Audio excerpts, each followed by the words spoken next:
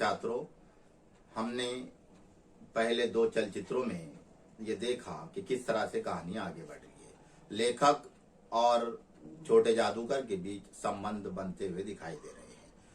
अब आखिरी चरण में हम देखेंगे कि किस तरह से लेखक और उसकी पत्नी कोलकाता के सूरम्य बॉटनिकल उद्यान में घूमने के लिए जा रहे हैं। लेखक और उसकी पत्नी जलपान कर रहे हैं कि उतने में सामने से छोटा जादूगर आता हुआ दिखाई देता है। तो प्रिय छात्रों, इस चरण को समझने से पहले हम दूसरे श्रव्यों को गौर से देखेंगे, जिसमें हमें ये पता चलेगा कि किस तरह से हम कहानी को आगे लेके जा रहे हैं। छोटा जादूगर को लेखक मना करते हैं और क्रुद्ध होकर कहते हैं कि अभी हम जलपान कर रहे हैं, बाद में अपना खेल बताना।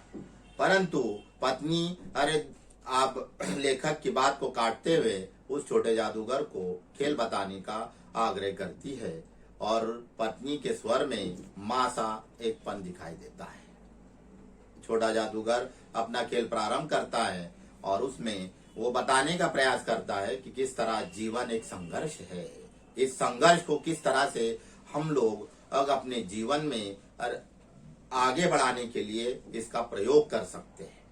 तो जिस तरह से छोटा जादूगर अपना खेल बताकर श्रीमती का मन जीत लेता है और उसके माध्यम से श्रीमती छोटे जादूगर को 1 रुपया दे देती है।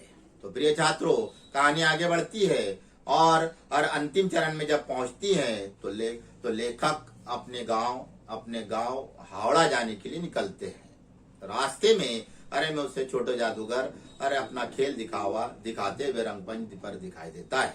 लेखक कुछ देर के रुक जाते हैं और छोटे जादूगर से पूछते हैं कि तुम यहाँ क्या कर रहे हो।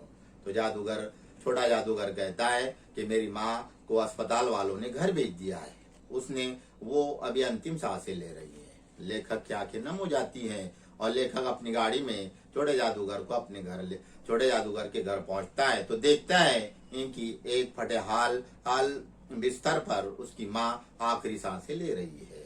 लेखक ये देखकर सहम जाते हैं। छोटा जादूगर जाकर अपनी माँ को लिपट जाता है और उसकी माँ से सिर्फ एक बे शब्द निकलता है और वो स्वर्गवासी हो जाती है। तो प्रिय छात्रों, इस कहानी से हमें क्या सीख मिलती है? यही सीख मिलती है कि जीवन संघर्ष से भरा हुआ है। संघर्ष के बिना जीवन में सफलता नहीं मिलती।